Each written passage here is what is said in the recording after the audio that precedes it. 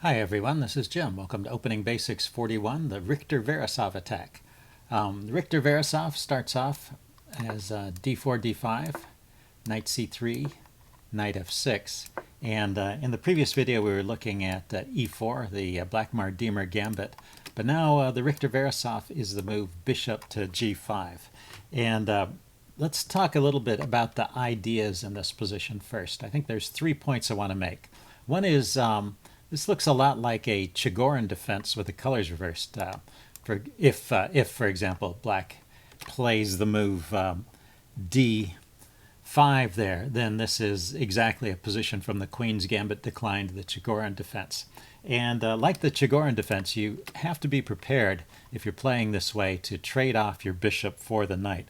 So you're not going to be too attached to the bishop pair if you're playing the Richter-Veresov.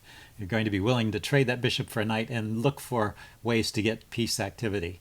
So that's point number one. Point number two is there is a positional idea to the Richter-Veresov, which is both this move and this move are focusing on the two light squares in the center, the e4 square and the d5 square. The knight directly putting pressure on those squares, and the bishop indirectly weakening those squares by threatening to trade off or to pin this knight.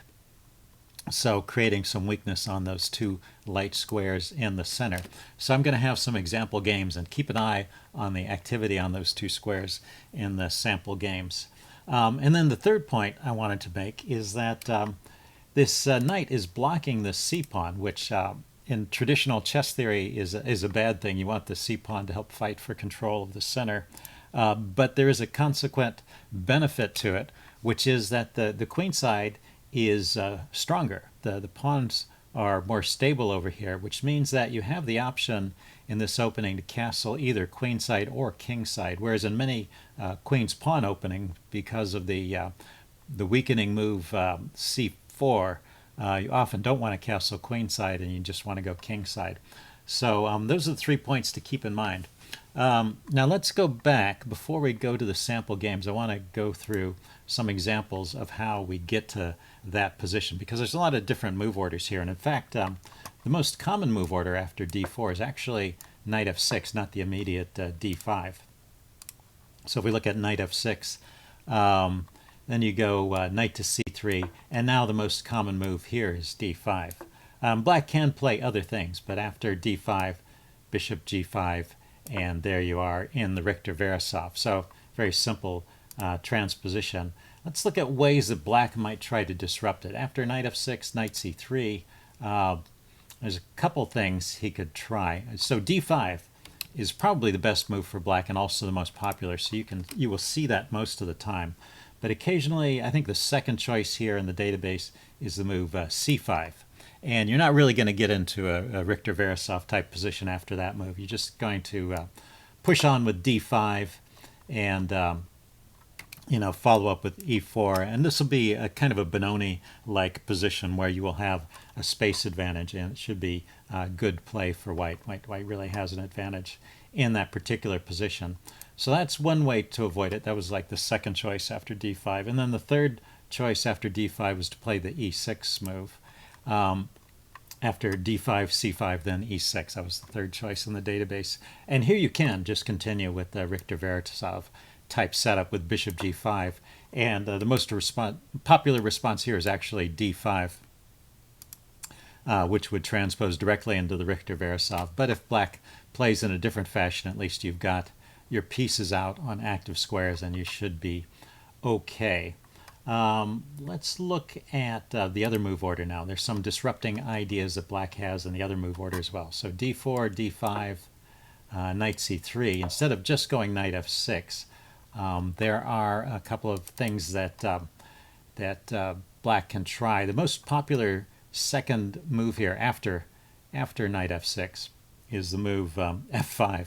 Kind of a funny move, but it looks like black is trying to play a Dutch stonewall against your setup where you've got a knight here on c3 instead of a pawn. You can continue. Actually, the most logical move in this position is probably bishop f4 to keep control of that hole in the center. But you can also still continue here with bishop g5. That's a decent move in this position as well, and still look for this kind of Richter-Veresov type play. If he plays knight f6 here, the most popular response, you can go ahead and take that knight off and get this kind of position. We'll see similar positions to this in the sample games. So this is the kind of position you might get to. Like I said, you're willing to give up that bishop in order to get play. Just to say a word about these doubled pawns, we'll see this again in one of those in some of the sample games. These pawns are not a weakness, so you can't really think of this as a weakness. They're actually controlling squares here. So it's only if you get into the endgame that you can maybe get some benefit out of the doubled pawns here. But the main point is, trying to slow down your opponent's development by giving him a slightly awkward pawn structure and getting your pieces out actively. A second way that that black can try and disrupt things in this position, rather than playing knight f6 or f5, he can play the move e6. Let's see, I've got that here. Yeah, hold on a second. Pawn to e6. And this directly prevents the bishop g5 idea, because now the queen is guarding that square. So once again, you're not going to get a Richter-Veresov type setup. You can, if you want to do the bishop outside the pawn chain thing, you can play with bishop f4 here, or you can play with e4. And that's probably the best move if you don't mind playing this. This just transposes directly into a French defense. And, black can now play the Winawer or the classical French. But if you don't mind playing against the French, this is probably the best move in that position. Just play e4 there and transpose. Okay, and then one other opening wrinkle you might try. So say you want to avoid some of those lines. You can actually throw in the bishop g5 move first, before the knight c3 in this position. And this is known actually as the Levitsky attack. It has its own name here. And then if black plays the most common move here, knight f6, then you go knight c3. And the knight has blocked the f-pawn, so you're not getting into that line where the pawn is on f5. This is okay. The only thing you have to worry about with the Levitsky attack is there's this equalizing line, which is kind of a funny line for black, but it's supposed to be okay, which is to play the move f6, kicking the bishop back. And, well, typically the bishop drops back to this f4 square, and basically putting pressure on the center, trying to prevent black from playing e5 here. So knight c6, supporting the e5 square, knight f3, contesting the e5 square again. Now bishop f5, getting the bishop outside the pawn chain. e3, g5, kicking the bishop g3. So funny position. And black is supposedly okay here, although it seems like black has also created some targets here that you might be able to go after. Anyway, if you don't mind playing this kind of position, then you can try the Levitsky move order, where you bring the bishop out first instead of bringing the knight out first. But anyway, the main way to get there is first knight c3 and then bishop g5. Okay, let's look at the first example game here. This is a game played by Richter. Kurt Richter has the white pieces playing Abraham Baratz. This was at the Prague Olympiad in 1931. Just a bit about Kurt Richter. He was born in 1900, and he was the German champion in 1935. And in 1950, when they had the first international master titles given out, he was one of the original international masters. He's a very interesting attacking player and also an opening theoretician. So there were opening lines in the Sicilian named after him as well, the Richter-Rauser attack, and there are other things. Interesting player. He liked to play active attacking positions, and you'll see that in this the Richter-Veresov attack here. So let's watch how the game goes. It's d4, knight f6. So it is that other move order. In fact, I think we'll see that in most of the games here. d5 and bishop g5. Now bishop f5. This is no longer the most common move, but that was played quite a bit. And the way that Richter would play this is he would play the move f3, and this is known as the Richter variation of the Richter-Veresov attack. And it's an interesting idea. It looks at first like white is preparing the move e4 to build up a big center. And well, with the bishop out here and all these pieces in the way, there's no queen check, coming to take advantage of this weakness that's been caused by the opening up of this diagonal. So it seems like it's pretty interesting. Let's see, black played c6 here, and then Kurt went with e3. Just to, if you want to play this way, I just want to mention that actually e4 is playable in this position and may be an interesting way to play, but that's not the way that's not really the idea he had here. So let's watch how this goes. He plays e3. Now knight bd7, defending this knight. So if you trade off now, there won't be any pawn damage. And then f4, and that's the way he played it. There was more than one game where he played this setup. So this is interesting. It can't be right, I have to say that. If you put this on a chess engine, it'll give black an advantage in this position. The reason I say it can't be right is because it's taken white 2 moves to get this pawn to f4, and we're just in the opening. We haven't even completed our development. And so it just somehow can't possibly be correct. But it does give a lot of interesting play for white anyway, and we'll see that in this game. And he scored some good victories using exactly this move order and moving that pawn twice in the opening. The thing about this position is it resembles the Pillsbury attack.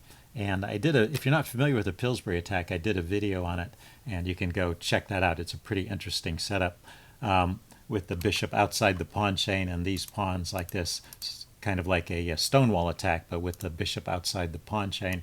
The only difference between this and the Pillsbury attack is, well, it's a move slower because he's taken 2 moves to get that pawn to f4.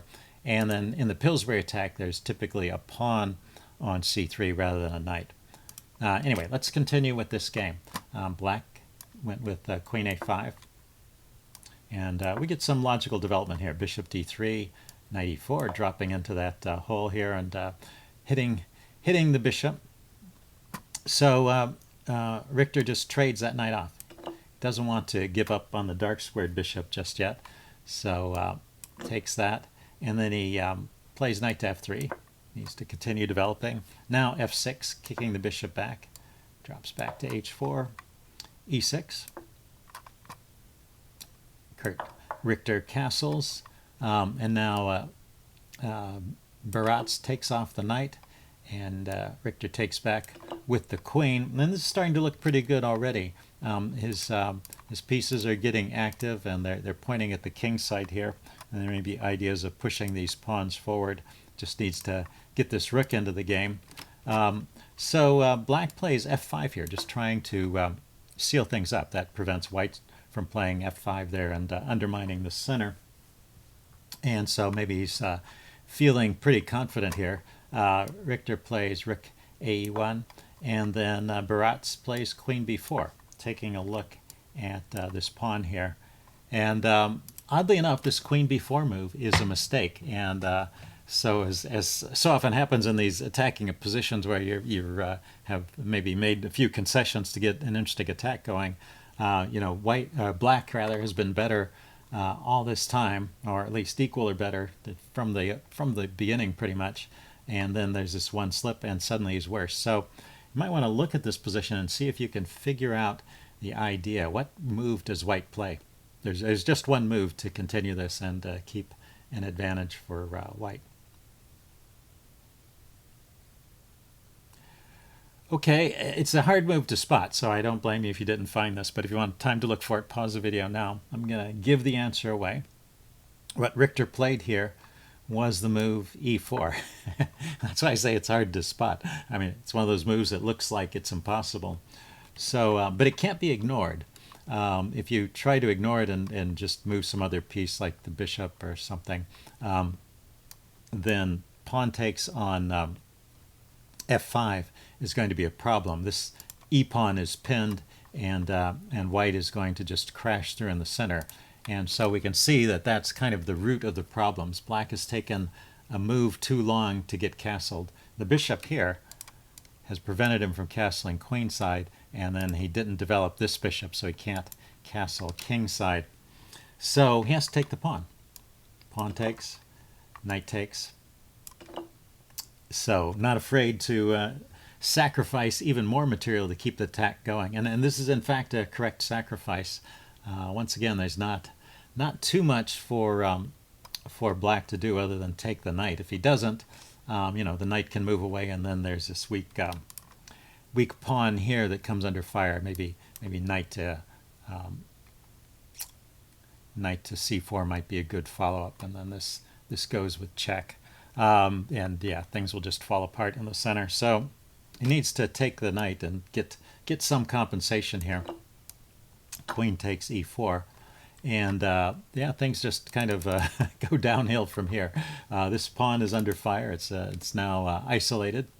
He brings the queen back to d6. The idea would be if queen takes, rook takes, the king can go to f7, and he's traded off some of the firepower. He's still a piece up. Black is a piece up, so if he can maybe take the sting out of the attack in some way, then he might survive this.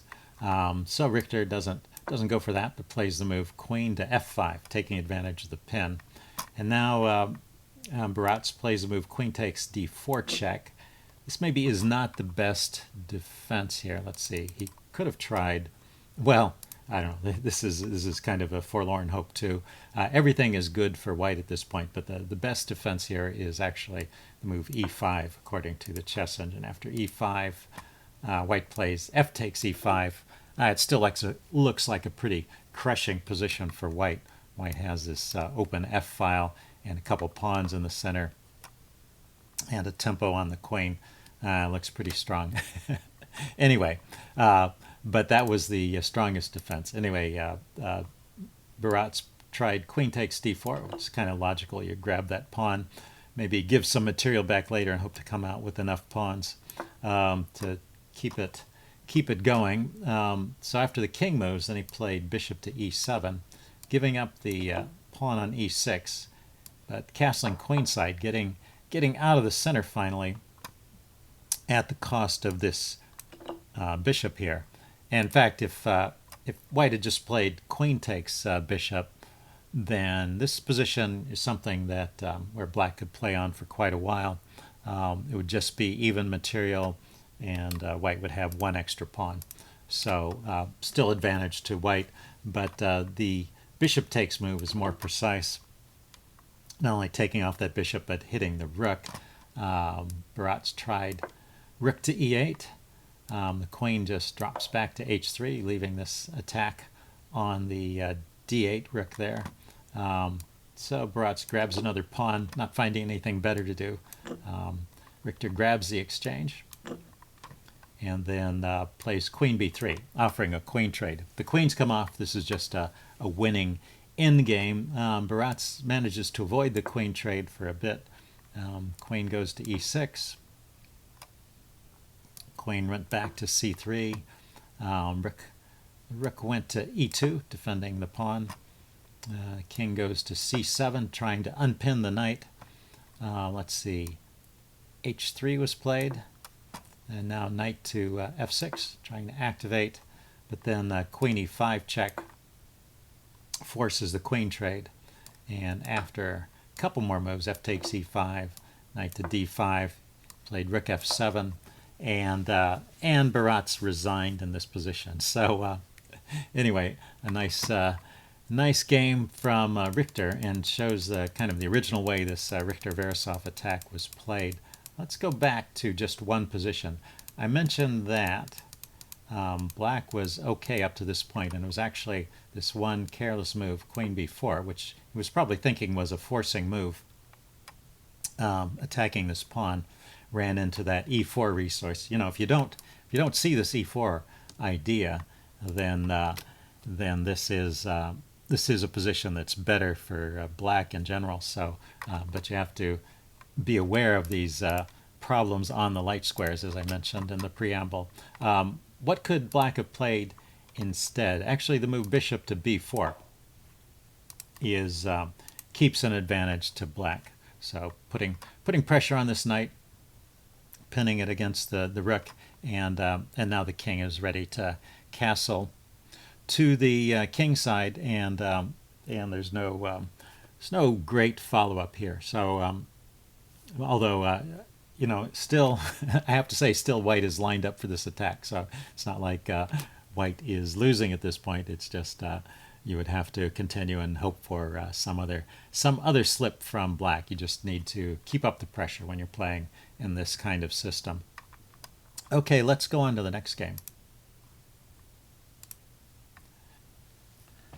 The second game I wanted to look at was played by Veresov. This is the game Veresov-Gladkov played in Minsk in 1961 in Belarus.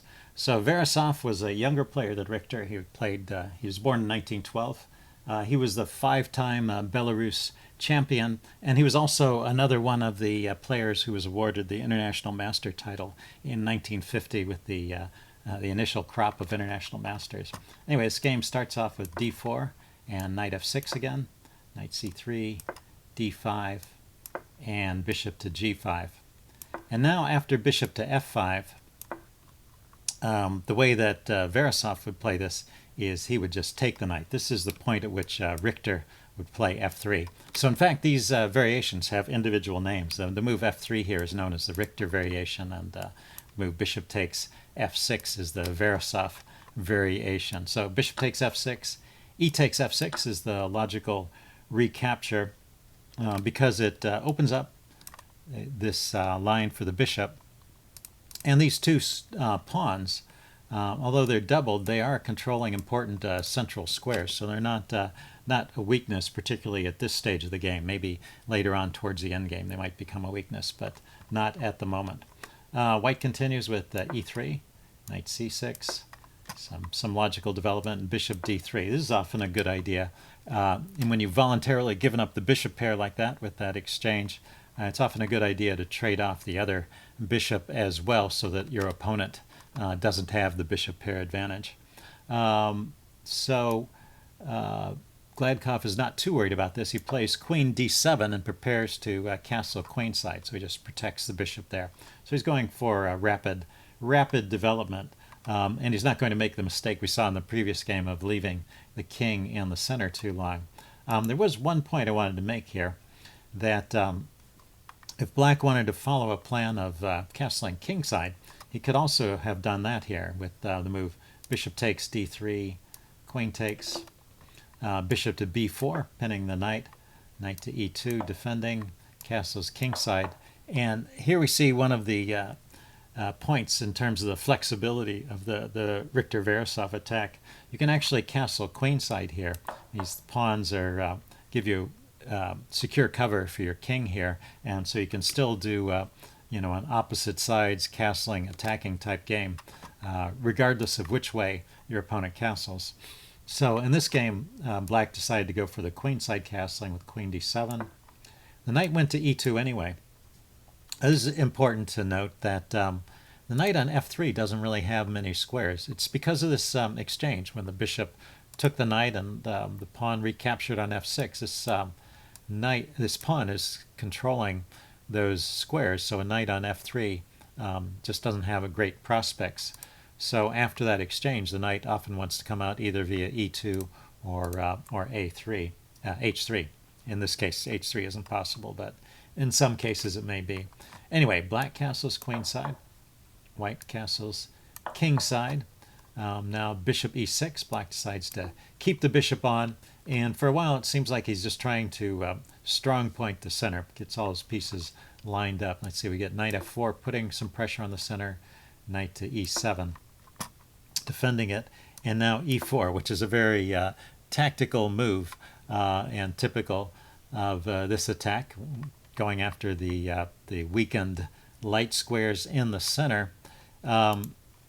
Let's see. The chess engine, by the way, thinks that the best move here is a4. So that is another way to play in this position. Just keep a solid center and push on the on the queen side. But it seems like often in the Richter-Veresov that players are looking for this central play. So we see e4, d takes e4, and now not the immediate recapture here, but first taking off the bishop, which is a move that comes with tempo because the knight's hitting the rook. So so black recaptures. White is voluntarily straightened out black's pawn, but well, he gets a good bishop here on e4. Looking at this diagonal, let's see, black kicks it and the bishop drops back. It's interesting that that it looks like this pawn is hanging here, but it turns out that taking it isn't so good. After queen takes d4 here, for example, the move queen e2 is good. It's putting pressure on this pawn, and then this rook is coming to the e-file. And actually, black is, white is doing really well in this position. Black has to be very careful. So that e4 push left the d-pawn weak, but it's kind of defended tactically. It's a little bit of a poison pawn.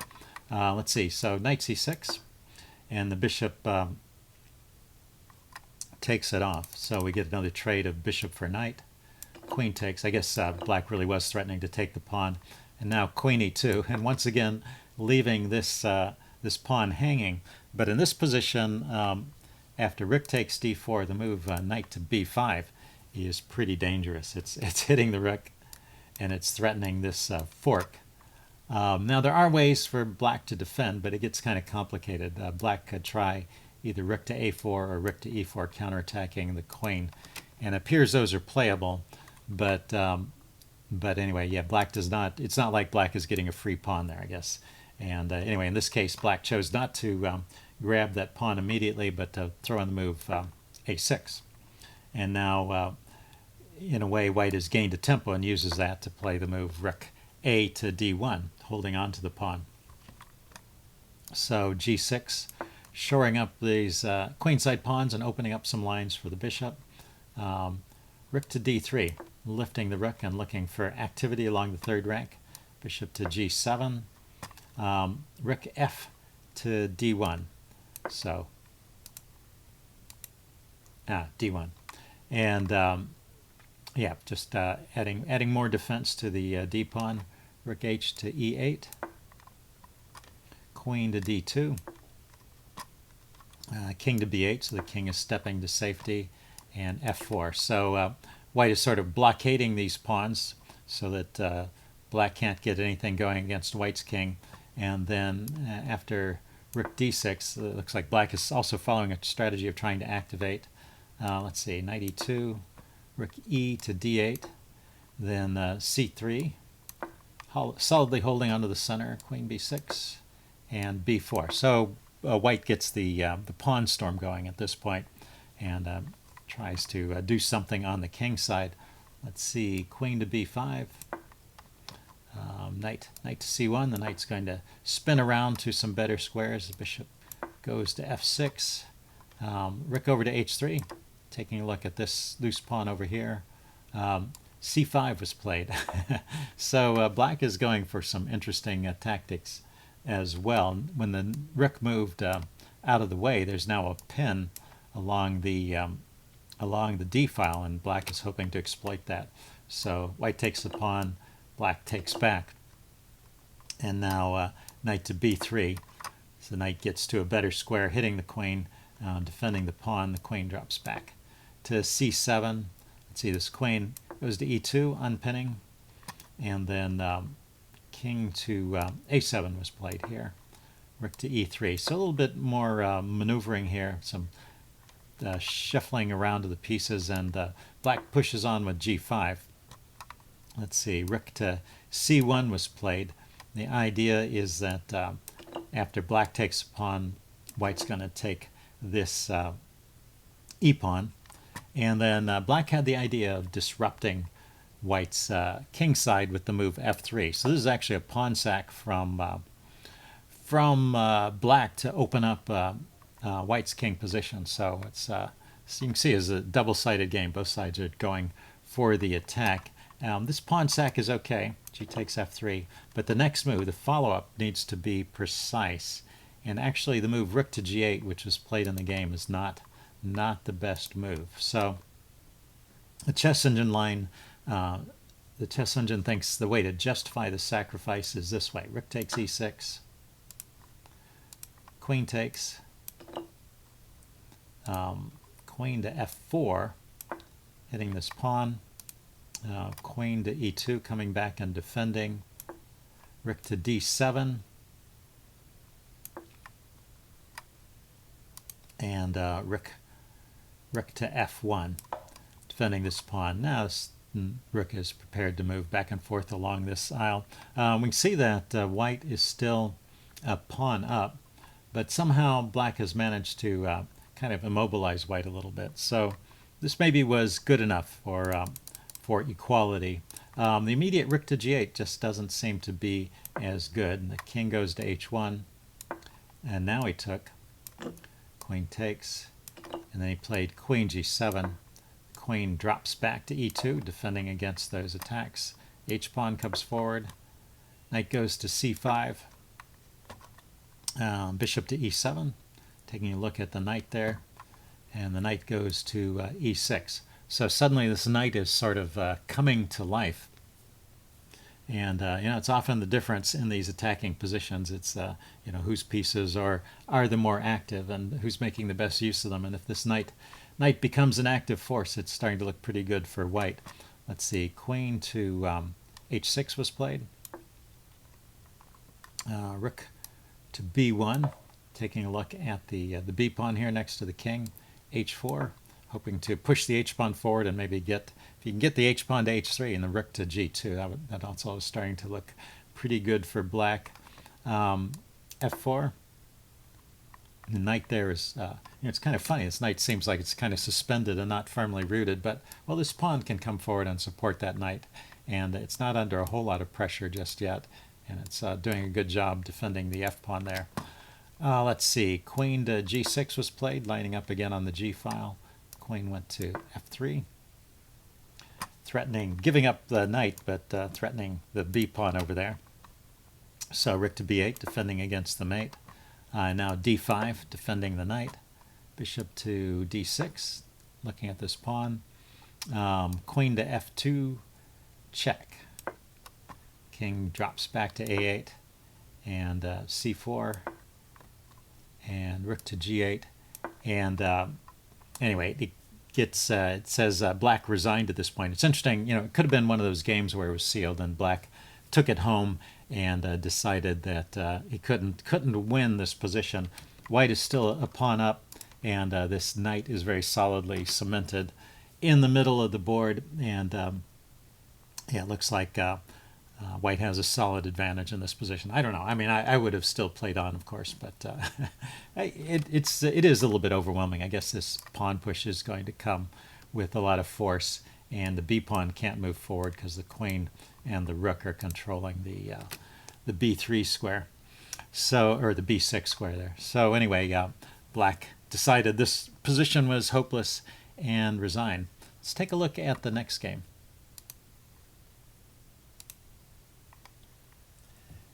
Here's another game by Veresov, also played in Minsk. This was played in 1953 against Alexei Swen. d4, knight f6 again, knight c3, d5, and bishop g5. And now we see from Swen the move knight to d7. I think this is the most popular move these days. Black, with this move, is just trying to shore up the defense of the knight on f6 and just not allowing any kind of pawn damage. So we get normal development from here. Knight f3, g6, e3, bishop g7. So pretty typical setup from both sides. Bishop d3, black castles, white castles, and black plays c5. And now you can see this really does look like a Queen's Gambit declined position with the colors reversed. Black is playing the Queen's Gambit, and black is playing the Queen's Gambit declined, although he's managed to get his bishop outside the pawn chain. So yeah, like the Chigorin defense with the knight here and the bishop there. So black continues with rook to e1. Or no, white. White continues with rook to e1. So yeah, keep an eye on the central squares again. Black plays b6, and white pushes with e4 immediately. So yeah, once again we see the idea of breaking on these light squares in the center. Black takes, white takes with the knight, and then bishop to b7. So getting some counter pressure on the center. So black's play has been very logical in this game. We get c3, c takes d4, knight takes d4. So white didn't want to get saddled with the isolated queen's pawn, but just wants to get his pieces out, get good squares for his pieces in the center. So white is happy with the development of the game so far, but black is not bad either. Black should be solid in this position. Black plays knight to e5, kicking the bishop. Bishop drops black back, and knight to c4, taking a look at the b2 pawn.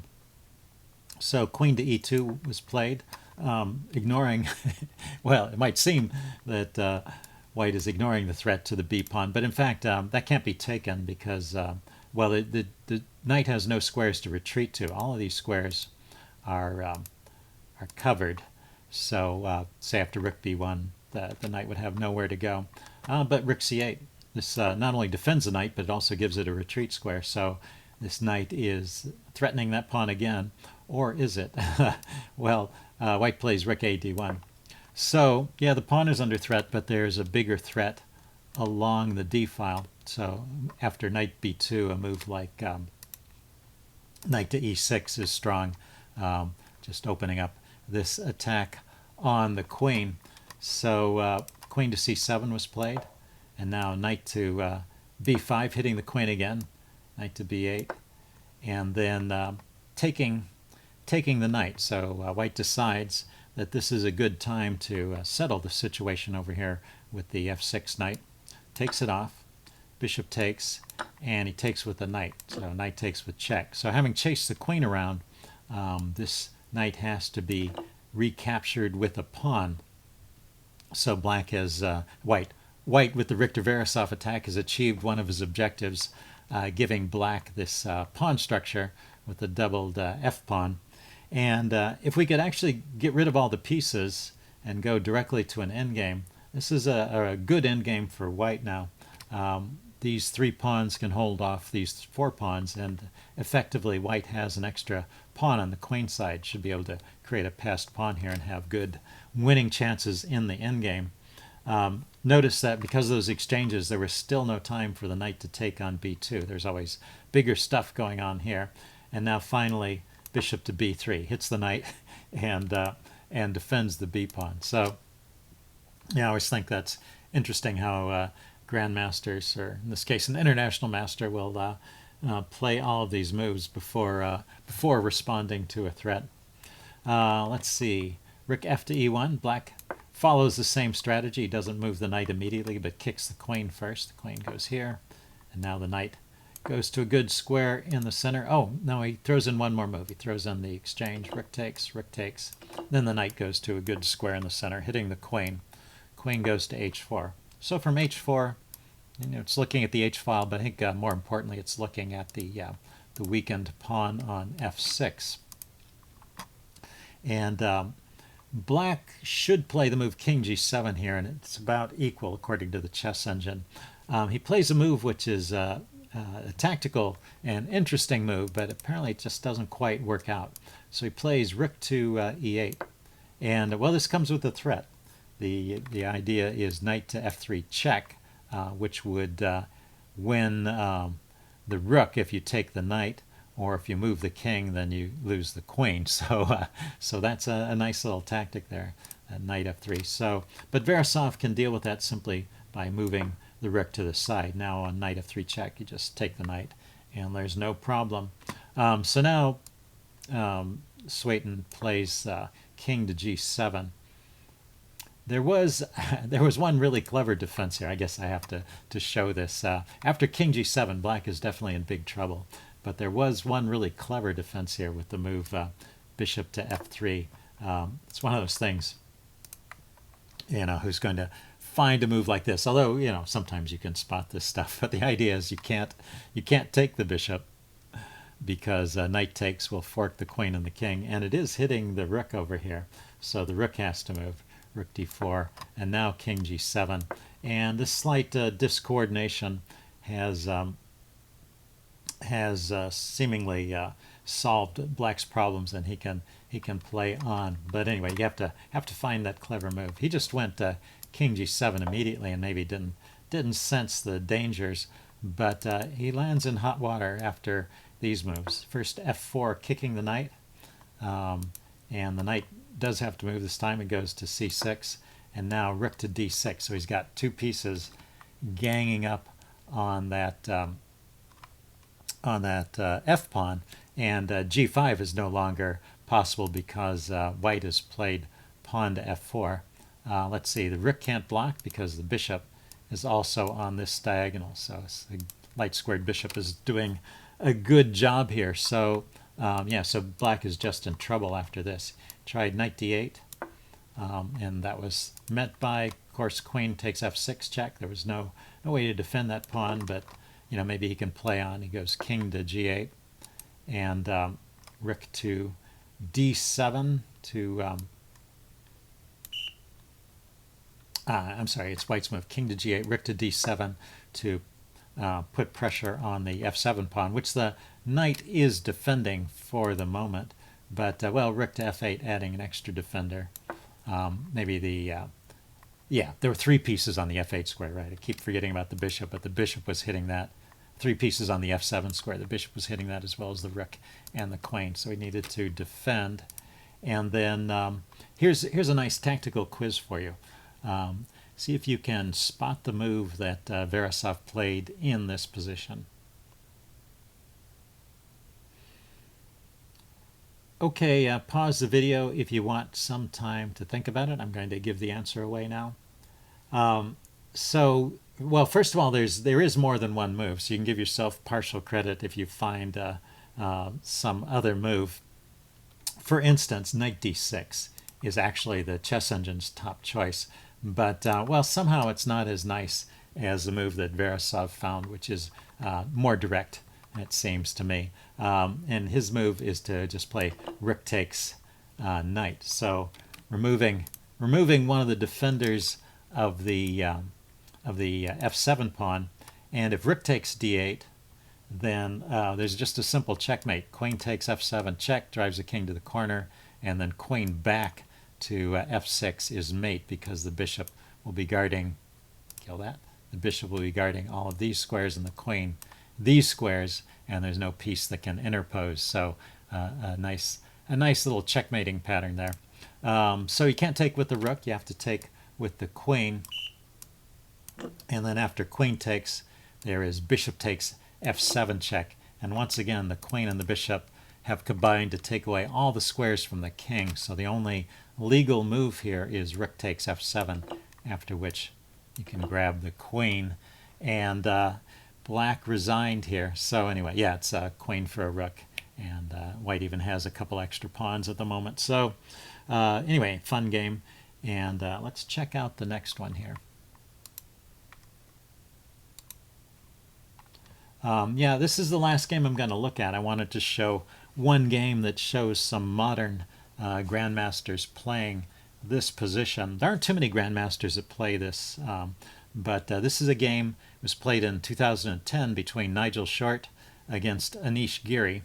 It was called the Max Irva match, so I assume it was played in the Netherlands.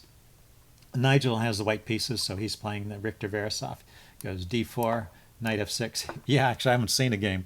I haven't showed you a game where it went d4, d5, but, well, we get to the same position anyway. Knight c3, d5, bishop g5, knight bd7, the most popular defense here, e3. I wanted to mention Johnny Hector is another grandmaster who does play the Richter-Veresov, and he plays the move queen d3 right here. And his idea is to quickly castle queenside, get the knight out to f3, play pawn to e3, and anyway, get some rapid development with the queenside castling. So Nigel has a similar idea, but he's doing something slightly different. So watch how he plays it. He plays e3 here. Giri goes e6, and he goes queen f3. So not going to d3, but going to f3. On d3, the queen is blocking the light-squared bishop, so it takes a little maneuvering to get that bishop into the game. But, well, it's not clear what the queen is doing over here. This pawn on, the knight. The knight on f6 is securely defended by queen and knight. And, of course, the bishop can come in to break the pin. So it's not clear what the big deal is. Black just continues with c5. White castles queenside. a6, stopping this knight from hopping into the b5 square and maybe preparing pawn to b5. So knight to e2. Queen out to a5. And now bishop takes f6. We get this exchange. The knight takes back. And g4. So very direct play from Nigel.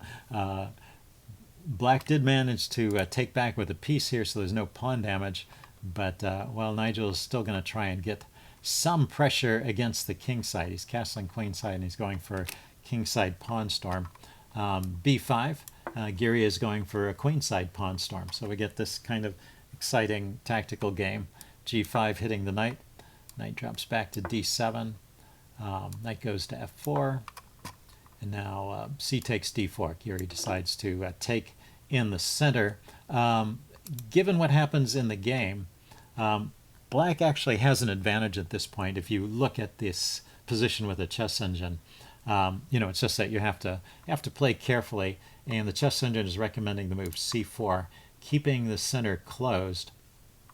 And you still have ideas of pushing on with the b pawn, chasing this knight away, maybe maneuvering the queen around and trying to break through over here. So it's not completely closing things up, but it's by keeping the center closed, it can keep White's pieces shut out a bit.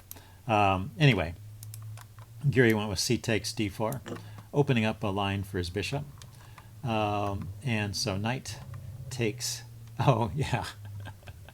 Yeah, here's the position. Well, I started to give it away, but there's a crazy tactic that Nigel plays here. Okay, yeah. If you want to guess the tactic, you can pause the video here. I'm going to give the answer away now. It was the knight, the c knight, takes on d5.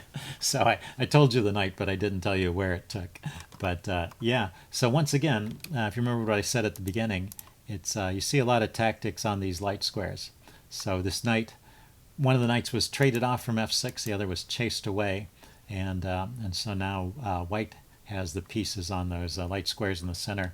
And well, the thing is, this rook in the corner is still undefended, and now we can see that that Gavriil is suffering from a lack of development. His king is not castled, and White has, and White has got more active pieces. So anyway, it looks dangerous. Maybe it could still be defended, but it's tricky. Anyway, he played e takes d5. I mean, well, White did give up a whole piece to get this position. Queen takes d5, and rook to a7, getting the rook out of trouble. Bishop to h3 was played. And now bishop to e7, a very natural move, just trying to get the king castled to safety. But this actually seems to be the losing move. So looks like Black could still put up a fight here with the move rook to c7. Rook c7. Well, rook c7 gets played in the game. It's a pretty natural move anyway. Going for counterplay here, but and the rook is guarded there by the queen, so it's not going to be subject to tempo gaining attacks. Anyway, he played bishop to e7. You certainly want to try and get your king out of the center in a situation like this, so maybe not so easy to play casually a move like rook c7, but it seems like this lands Gavriil in hot water. So queen takes d4, hitting the rook. And now if rook to c7, it's a little too late because the queen is, now I can show this, rook to c7, the queen was also looking at the g7 pawn, so that queen takes on d4 was a double attack. And now, Black is never castling here. He's got to move the rook again, and looks like this attack is pretty strong. So anyway, not not wanting to face that, he decided to give some material back. He just castled here and gives up the rook. So now, oh, he didn't take right away. Let's see what was played. After castles, oh yeah, he throws in knight h5. Once again, example of grandmasters throwing in other moves. This knight to h5 threatens checkmate, so it has to be dealt with. Gary goes with f6. Now bishop e6 check, still not taking that rook, chasing the king to the corner, and now queen takes a7. So we pause for a second here. Yeah, it's probably pretty hopeless, but maybe Gary was trying to fight on down the exchange, but he's also down some pawns. There are some ideas, but even this a-pawn is actually defended by the bishop there, so it seems like White's position is pretty well coordinated. There's pressure on the knight. But Giri struggled on for a few moves. Let's see, he went bishop c5, hitting the queen, using the knight before it disappears. The queen goes to a8. So this is interesting. This is putting the queen in the line of the rook. If that bishop had any good tempo moves, then Black might be in trouble, but the only move the bishop has is to go to b2 where the queen can take it. Let's see. So Giri tried knight to e5 here, and now Nigel just played pawn takes f6. Yeah, the bishop takes knight. I guess bishop takes bishop. Yeah, probably runs into pawn takes here with check. Yeah, and then grabbing the rook. So so after g takes f6, he has to take back, and then now we get queen to g2. So the queen switches direction. I always like these dramatic queen moves, going across the board, but taking a look at the g7 square now, threatening checkmate. Knight to g6 to block that. Queen goes to c6. Hitting the loose bishop here. Bishop goes to b4, goes king to b1, and yeah, Giri just resigned at this point. It really is a hopeless position. He probably couldn't find a constructive move or any way to stir up any trouble, so he gave up. Anyway, pretty interesting game. Hope you guys enjoyed this series on the Richter-Veresov. If we go back to the beginning, what I'm going to look at in the next video is the move bishop to f4, and that's been called the Jobava attack. It's something that's come into fashion since 2014, so pretty recently, and I will see you then.